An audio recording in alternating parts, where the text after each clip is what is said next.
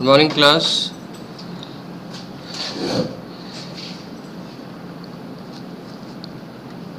I hope you are able to hear me.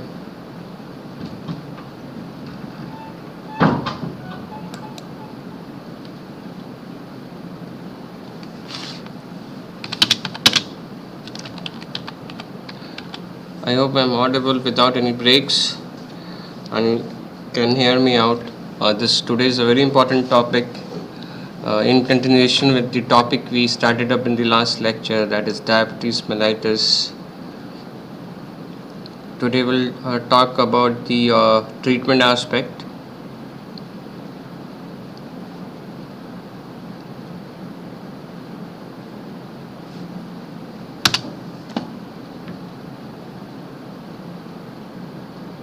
So it's a very important class, and just as the classification and the myriads of presentation of the symptoms of diabetes, the treatment part is also it's a panoramic. There's so many variation, so many modalities of treatment, and so many aspects of treatment we have to look into. I'll try to make it as simple as possible, and the crux of the matter is that you should understand how to go about in a patient of diabetes. While we're talking about the signs and symptoms, the classification, once again we have to look back into the diagnostic criteria, and the diagnostic criteria for somebody is having diabetes, fasting blood sugar more than 126 milligram per deciliter, and with the symptoms, classical symptoms of hyperglycemia, along with a random blood sugar more than 200, or if you do a oral glucose tolerance test and you have a 2-hour plasma glucose level more than 200, and there is an addition to this is HbA1c level of more than 6.5.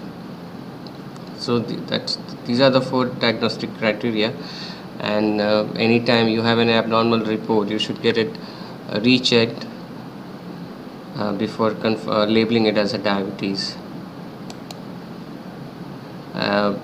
Just these are the steps in subtyping. A first confirmed case is whether first you have to confirm the diagnosis, then you have to exclude other causes of all the secondary causes of diabetes, and then you have to consider the following facts like age at diagnosis, any family history, physical findings, especially any presence of obesities and other comorbidities, presence of features metabolic syndrome, any cardiovascular risk factors, or any history of cardiovascular disease.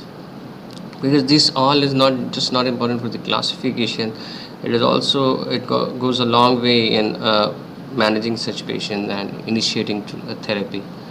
Then presence or absence of ketosis or ketoacidosis, and then you can club it up with certain beta cell autoantibodies and C peptide. The beta cell autoantibodies, basically those islet cell antibodies which are diagnostic of insulin dependent diabetes, and C peptide is again this is secreted along with the insulin, so it can in a way show you the insulin reserve in a body, or even in acute infection the the C peptide level goes down, and that is the junction in patients with diabetes 2, where you have to give a shot of long acting insulin when we have a low C peptide levels.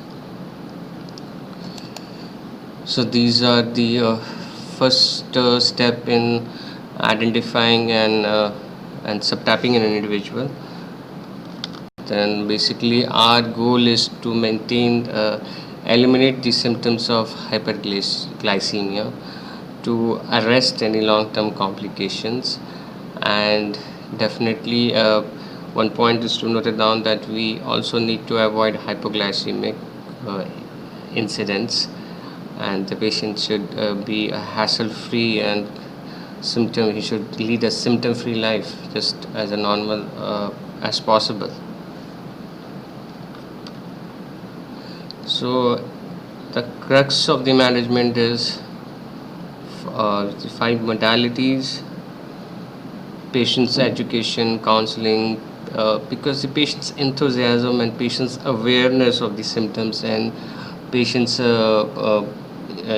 inbuilt education, and that goes a long way in managing a cases of diabetes, because eventually the onus is on the patient.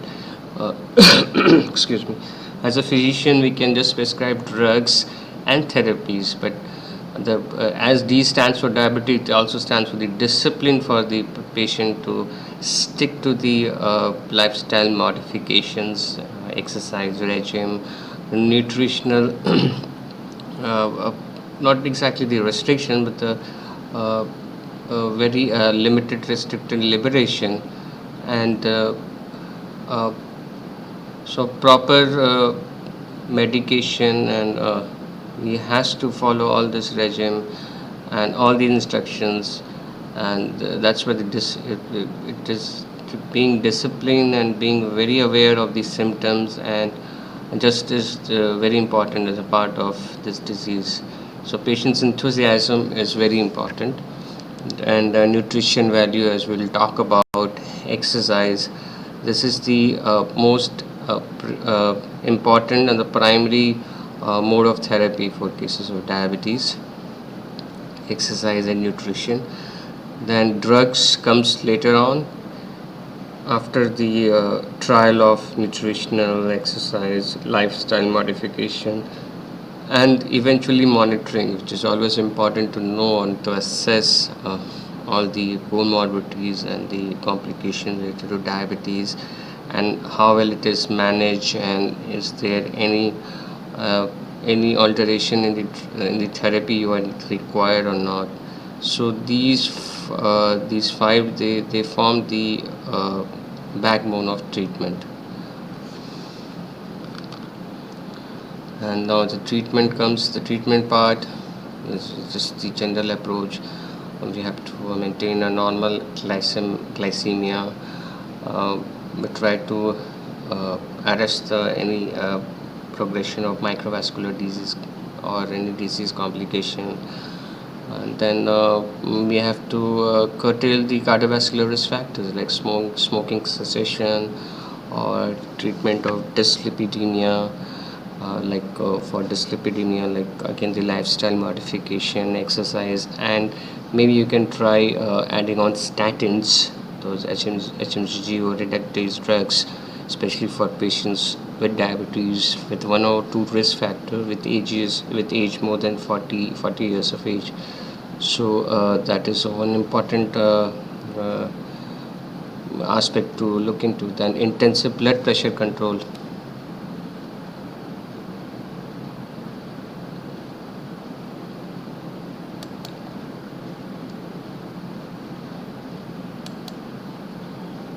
I'm getting certain notification. Are you able to hear me? Certain notification, which is. Are you able to hear me? Because I'm getting notification which says that my recording is getting stopped.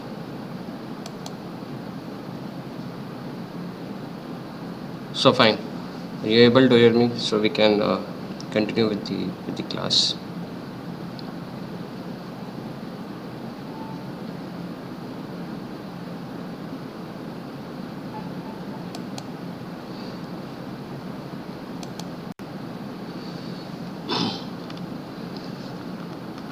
So the treatment part we are talking about.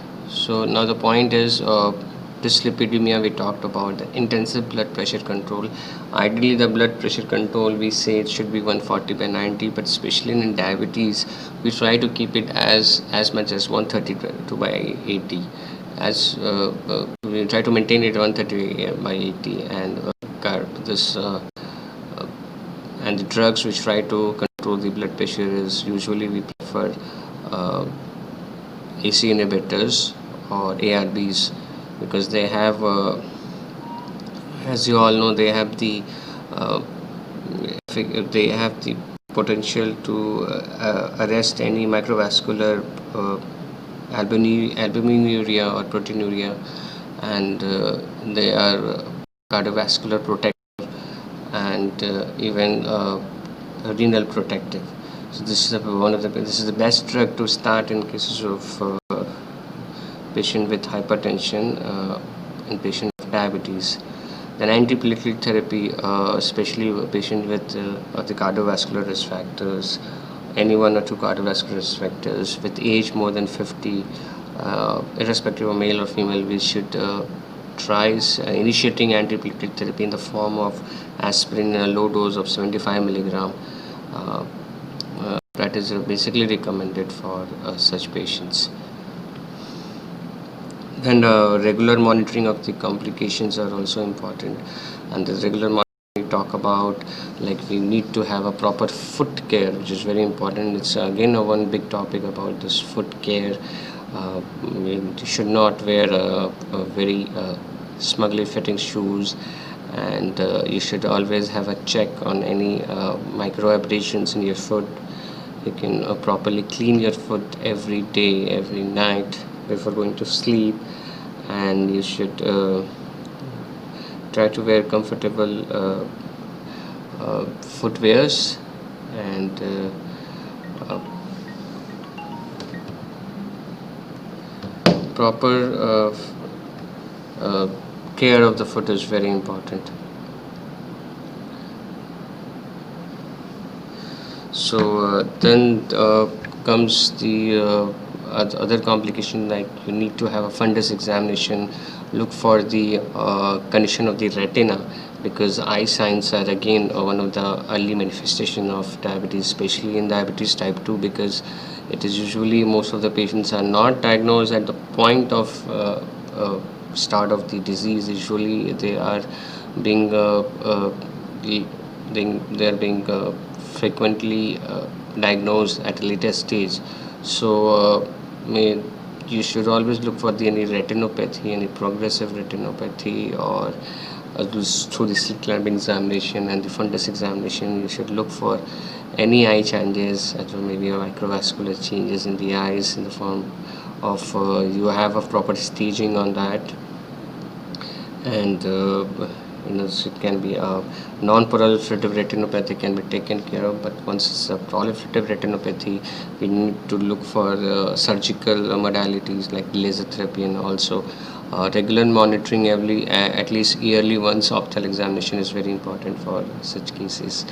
And apart from eye, we talked about blood pressure control, BP monitoring, and proper foot care, and so these are the things we have to regularly look for complication for any inadvertent complications. And dietary and exercise modification, and we'll talk about. Then appropriate self monitoring of blood glucose is very important. That's why we said there's a word called patient's enthusiasm, because until unless you keep monitoring your blood glucose, you will never understand the fluctuations and the optimization of the dose you are taking, and the kind of objective uh, you wouldn't get an objective improvement in your blood sugar levels, in your overall therapy. So it's very important to keep monitoring your glucose levels, so you're able to assess how well is your therapy going on, and how much is the fluctuation, and is it a fasting blood sugar which is getting deranged, or it's a postprandial blood sugar which is getting deranged, or in the night time sugar levels are getting deranged, or just to cut down on the chances of hyperglycemia, and to cut down on the fluctuations or spikes of the hyperglycemia, because any hypoglycemia is as much as risk to the cardiovascular events as much as any spikes of hyperglycemia. So a proper assessment and self monitoring of blood glucose level is so important. Can never be more stress on this point. Then appropriate assessment of laboratory parameters, like you get HbA1c, which is a glycated hemoglobin level, which stands for uh, uh, the hemoglobin in the blood get glycosylated to the plasma glucose, and this basically it shows the sugar level for the at least last 3 to 4 months, the average blood sugar level for the last 3 months. So it's a very important parameter to look for, and to manage, to initiate treatment, to manage your patient, to escalate or de-escalate treatment. So because HbA1c is one parameter which always gives you average blood sugar for the last 3 months, and it's a very important and a very diagnostic parameter. So every for patients who have been properly controlled as far as blood sugar is concerned, they should get HbA1c checked every year, and for patients who are little on a higher, on a lower side as far as sugar is concerned, they should get HbA1c as frequently as 3 months or even 6 months. So there are certain points I would like to stress on. First is lifestyle optimization, which is essential for all patients with diabetes, because until unless you make changes in your lifestyle, if it's a faulty lifestyle, you would never be able to arrive at the goal of maintaining optimum blood sugar levels without any fluctuations, and without any onset of microvascular, vascular, or macrovascular complications. And as I said, there's a minimization of both severe and non-severe hypoglycemia is of utmost priority. Then minimizing the risk of weight gain and abnormal adiposity. Yeah, that's a very important one, the adiposity, because obesity is one important risk factor, just not for the because of the increase in the fat cells, it's desensitize insulin. So these patients are more less sensitive to insulin, and anyway they might have the other metabolic parameters derange, and they have a very high cardiovascular risk. So the stress on losing weight imperative, if to be so it's a very high priority for the long term health and for a proper diabetic management. And for a weight loss therapy is something like you need to have a multidisciplinary and a multimodality of multimodality efforts, like you have to reduce calorie, healthy meal plans, you have to have a certain physical activity, and certain behavioral interventions. We'll talk about it in the coming slides. Then HbA1c target should be individualized based on the numerous factors such as age, life expectancy, comorbid conditions, duration of diabetes, risk of hypoglycemia, patient motivation and adherence. And that means that in certain individual, like in old patients and patients with cardiovascular risks, we try to keep HbA1c as high as 7. We can even try to, in the older patients or more sick patient, we can even try to keep it around 7 to 7.5. Otherwise, our goal of therapy is to keep the HbA1c to 6.5. Then there's glycemic control targets, both, as I said, both fasting and postprandial blood sugar, which can be determined by self-monitoring of blood glucose. And then the choice of diabetes therapy, it is again depends on the attributes, then some risk factors, then adverse effects of the drugs, and classification of the diabetes, whether it is insulin sensitive, or is insulin resistant, or insulin deficient. So many factors come into play. Then other consideration is patients with we have to assess the side effects of the drugs, then the risk of inducing hyperglycemia, the tolerability, and especially the risk to weight gain, and the ease of use, and so that patient can be easily adhered to.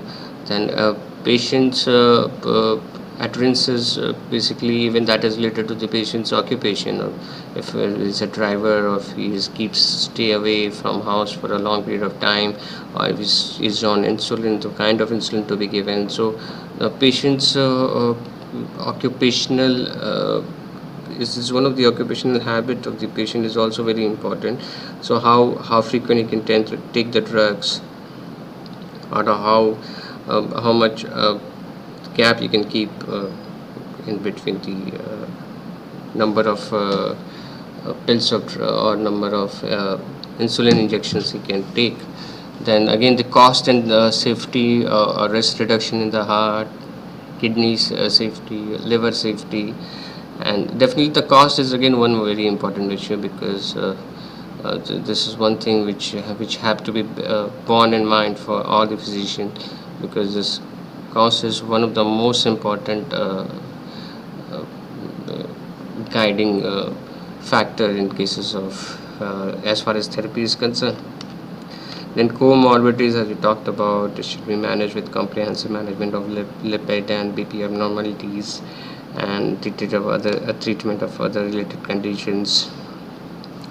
So for the frequent monitoring, as we talked about, looking for the adverse effects like weight gain, fluid retention, hepatic or renal impairment, or any cardiovascular diseases, or these are the things we have to look into. And then one important thing we always tend to ignore is psychosocial factor, which really basically this particular thing encompasses a lot of patients of diabetes. They have been under the grip of a lot of depression and mood swings. So this such psychological aspect has to be addressed for need a proper counseling of the patient. And choice of therapy, again, as not only the ease of use and affordability is one major guiding criteria, or a guiding stone, I can say. And safety and efficacy of the medication should be given a high priority, no doubt about that. So basically putting it under and the acronym A B C D E F G H I can work out like A1, HbA1c level, blood pressure, cholesterol, D for diabetic education, E for eye examination, F for foot examination, G for blood glucose examination. This is a very small effort in order to drive across the point of how to manage diabetes in a nutshell. To diet, as far as diet is concerned, the dietary fat should be 25 to 35% of the total intake of calories, and definitely the saturated fat should be less. It should not exceed less than 10% of the total energy. You have to keep a low calorie diet, which is very essential for patients with diabetes, where the chances of ketosis prone is cut down. Then cholesterol consumption should be restricted and limited to 300 milligram or less. Protein intake should be between 10 to 15% of total energy. There is no restriction of protein intake as long as there is no diabetic nephropathy setting in. Then excessive salt intake to be avoided, definitely, because of the chances of hypertension, and especially in the patient with nephropathy. Then other dietary interventions, the carbs. We're talking about the carbs. We should cut down on the simple carbs, and we can take even we can take fruits or the complex carbs. The, because in cases of diabetes, there is always a restriction in simple carbs. So very importantly, we can cut down on the diet should be a low calorie, low fat, and low carb diet. Then all the patient should strive to maintain an optimal weight through the uh, plant-based meal which is high in polyunsaturated and monounsaturated fatty acid with limited intake of saturated fatty acid. So appropriate BMI for even for the overweight, they should also restrict their calorie intake. And our goal is to reduce the body weight by at least 5 to 7% in order to ameliorate obesity-related complication. And even for patients who are severely or morbid obese, we can even give them an option of surgery, bariatric surgery, because once the weight loss is there, the patient will be more sensitive to uh, oral hypoglycemic or insulin treatment. Exercise, well, no amount of words or no amount of stress on this can undermine the advantage of exercise. Overall, it's very important for a daily exercise where you can have especially the muscles which takes up the glucose for the energy. So very important for optimum carbohydrate metabolism and to keep a check in hyperglycemia or sugar levels in the body. And it will also increase insulin sensitivity and induce weight loss. And there are it also mitigates risk factor for cardiovascular diseases, and it definitely controls blood pressure and increase your cardiac output. So physical activity is one important component of weight loss and maintenance program. A regular physical activity can be in the shape of aerobic exercises or even strength training, and it improves not only the glucose control because of the rapid uptake of the glucose in the muscles.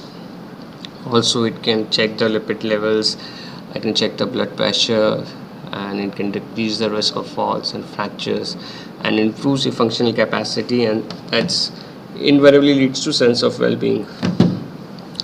And the usual physical activity regimen which have been promoted by uh, consensus of several guidelines was the American Association or a Canadian Association or an Indian Association of Diabetologists.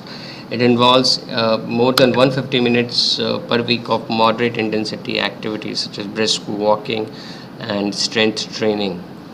And if all the exercise should be started slowly and gradually increase intensity and duration, and also depends on the symptom restricted or on the capacity of the individual.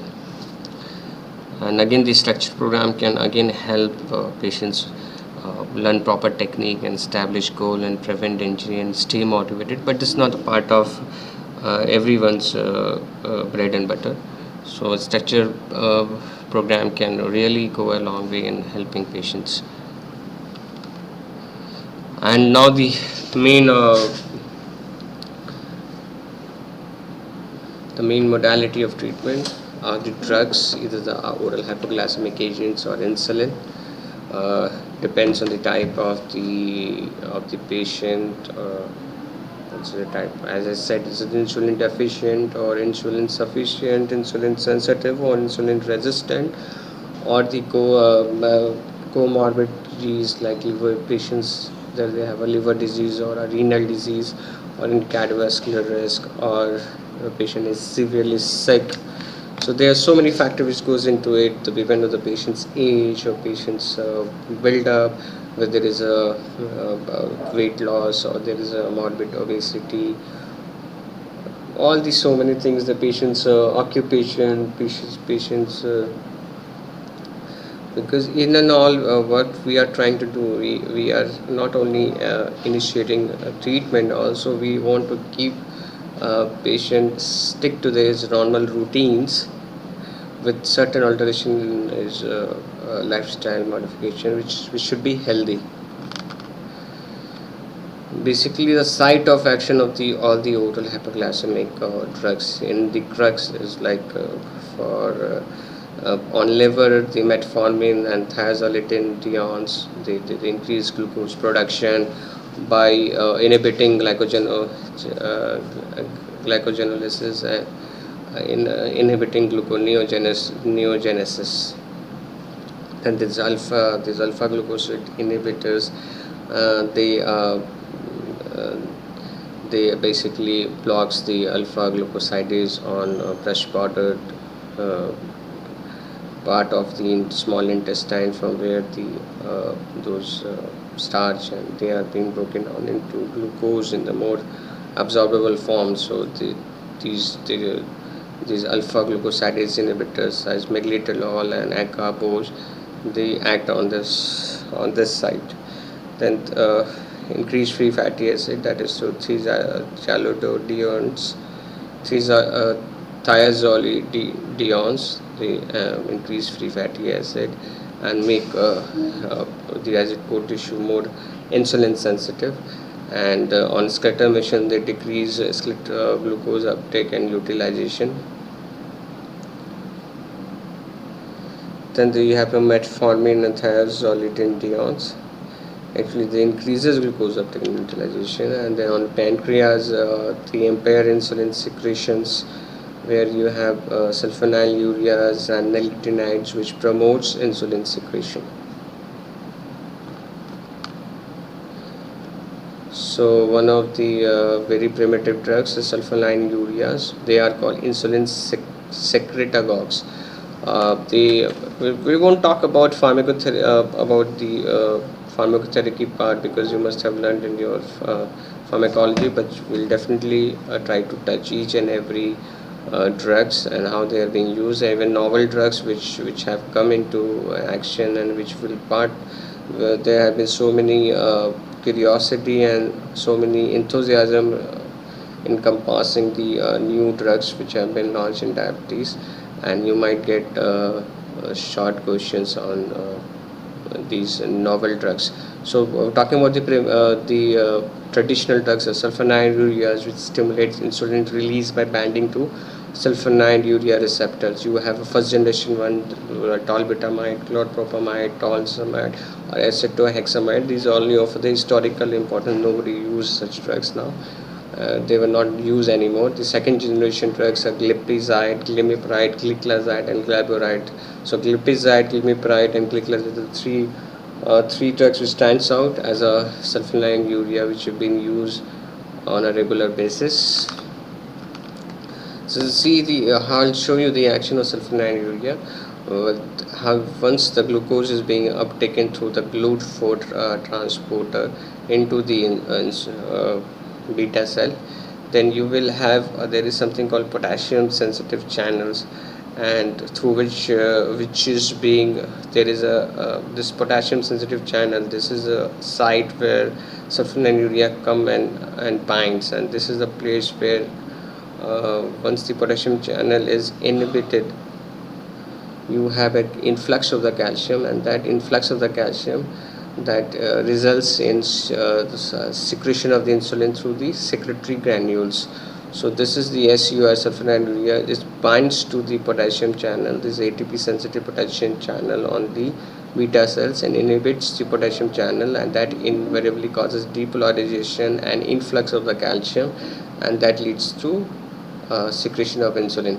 So what is important, we're trying to show off that it's not importantly most is the trigger is not always the glucose for the insulin secretion in beta cells, because when sulfonylurea this goes and bind, even in the absence of glucose in the bloodstream, it can even then it will lead to secretion of insulin, and that can lead to dreaded hypoglycemia, which is one of the dreaded complication of these drugs. So duration of action of glipizide, glibenclamide, and glimepiride, you can see the glipizide is the most shorter version, or the shorter acting sulfonylurea, and it can be used in the BD doses or a single dosage, while the glimepiride and glibenclamide, they can also be used in BD doses, but single doses is usually preferred. Usually they are administered just before along with meal, and they are moderately protein bound. They have a low volume distribution, and they are metabolized in the liver, so they can most again importantly the sulfonylurea can be given in the renal patients patient with nephropathy, but they have to be uh, but in cases of liver diseases, they have to be there. You have to be very careful. Adverse effects I talked about, and especially these hypoglycemic events are the dreaded complication, especially patients who skip on their diets, or who have renal or hepatic disease, or even patients on other hypoglycemic drugs, or patients on insulin. If they are clubbed with sulfonylurea, they have chances of uh, hypoglycemias are greater in such cases.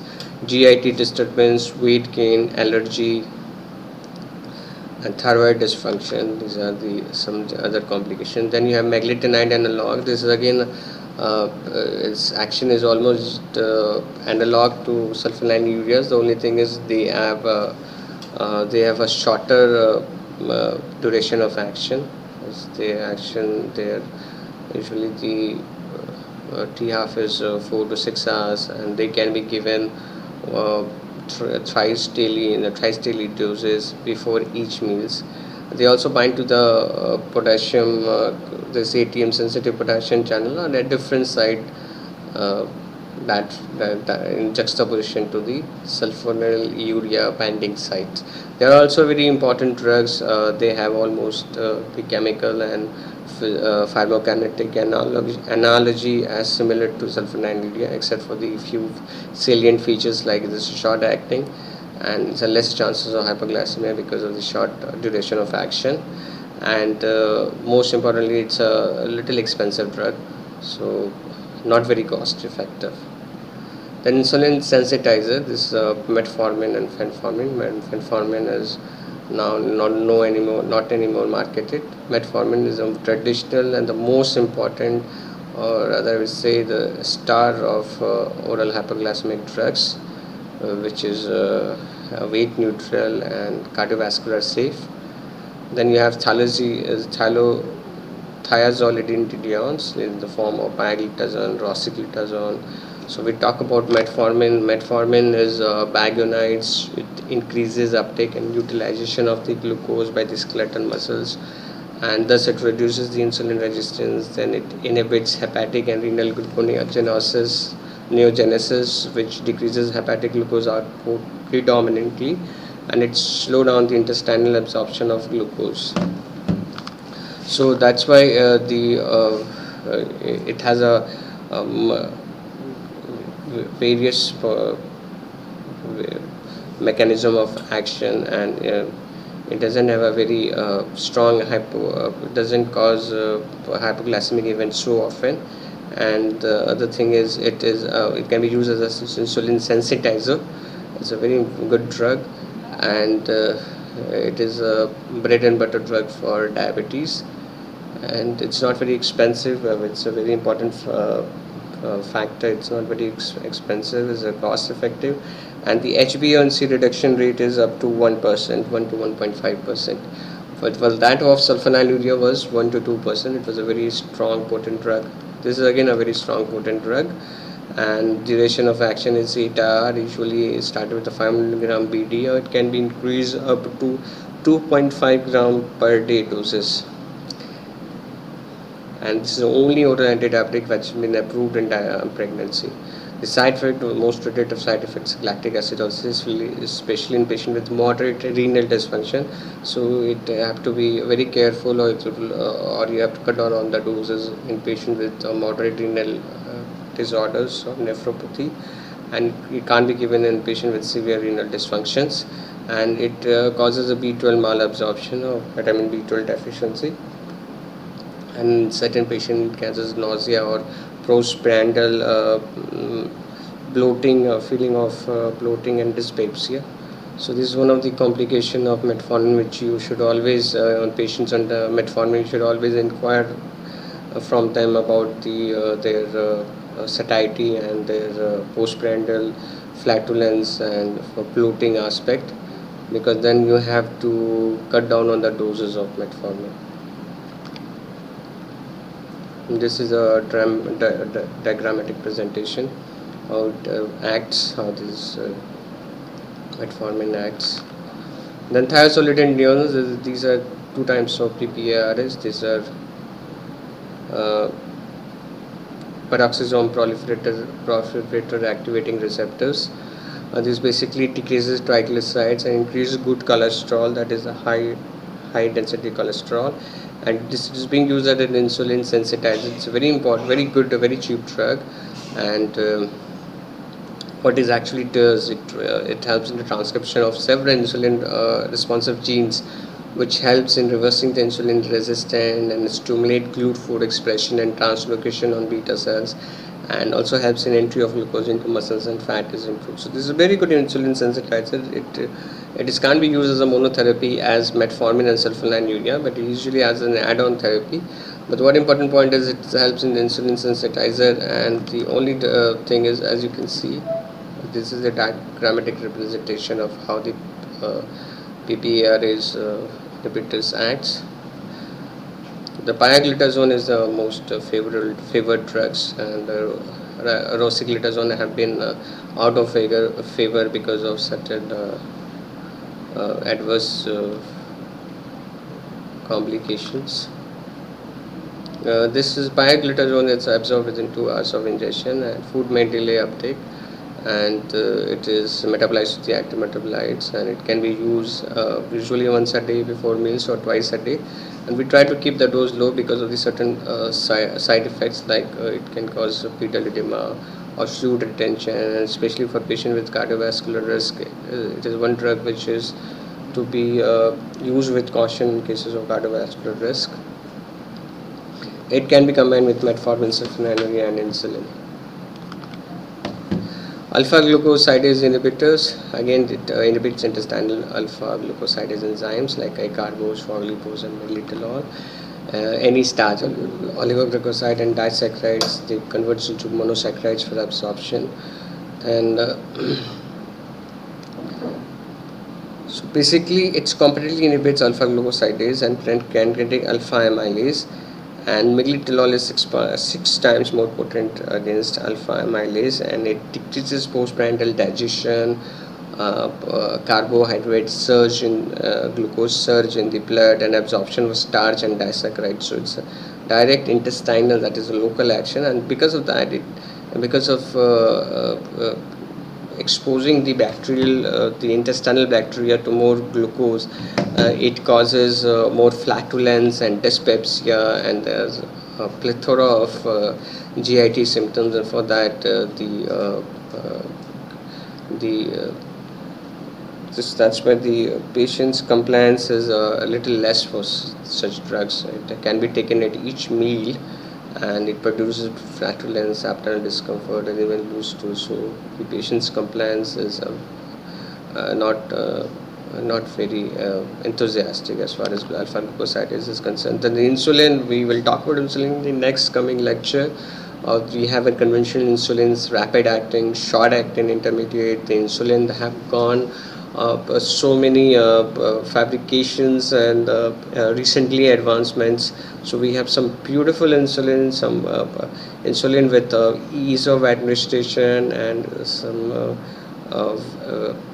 as far as administration concerned, it's less painful, and so that's 24-hour. That's peakless insulin, which can be used once as a daily therapy, which can be clubbed with oral hypoglycemics, or the substance rapid acting insulin, which are lesser hypoglycemic predisposition, like lisprospart and glutathione. We'll talk about it in the coming next lecture. It will be very important, because in the next lecture we'll all talk about the newer drugs, because this much you should know, so that we can take up this section in the next lecture about the newer drugs. Newer drugs, you have incretin mimetics, GLP-1 analog, and dipeptide 4 inhibitors, and sodium and glucose transporter 2 inhibitors.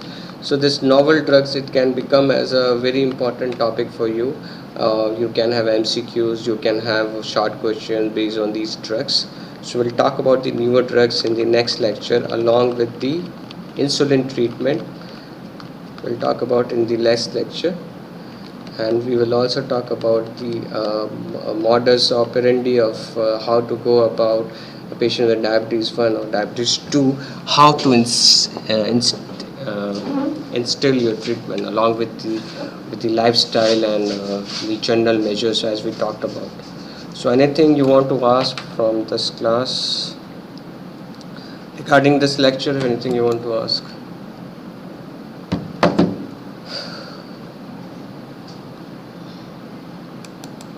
I'm going a little slowly on diabetes because it's a very important topic. So you should be well versed with the topic. Any questions you have so far?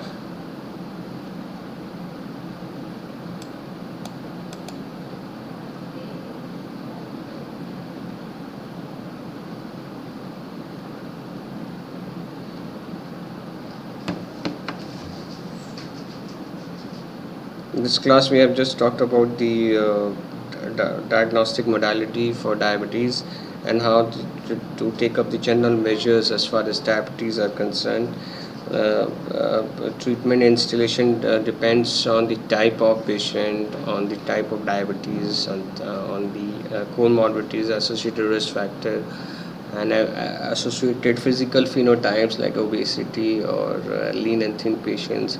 Then patient regarding need for weight loss. All this will take up in the next lecture when we talk about the treatment modality, how to instill treatment in day-to-day life, and we talked about the general measures to be taken, diet wise, exercise wise, and we talked about two drugs like not two, whether we talked about the four traditional drugs. We talked about the sulfonylureas, biguanides, PPA gamma inhibitors, and alpha glucosidase inhibitors. These are the traditional drugs. We'll talk about the newer drugs and insulin in the next class.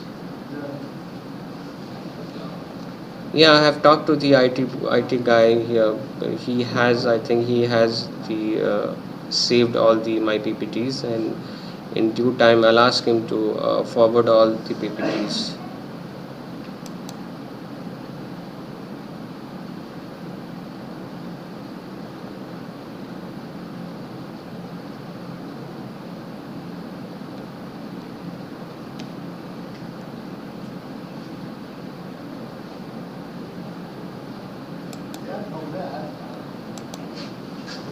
भैया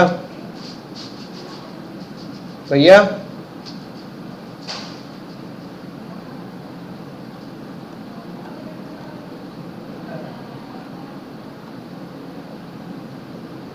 okay, fine. We'll continue in the next lecture with our diabetes treatment on diabetes, and any queries or any important thing you want to discuss about diabetes, you can let me know, because diabetes is something which will come again and again in your daily day-to-day activities or even in classes, and it will come in one or the other form. So thank you, class.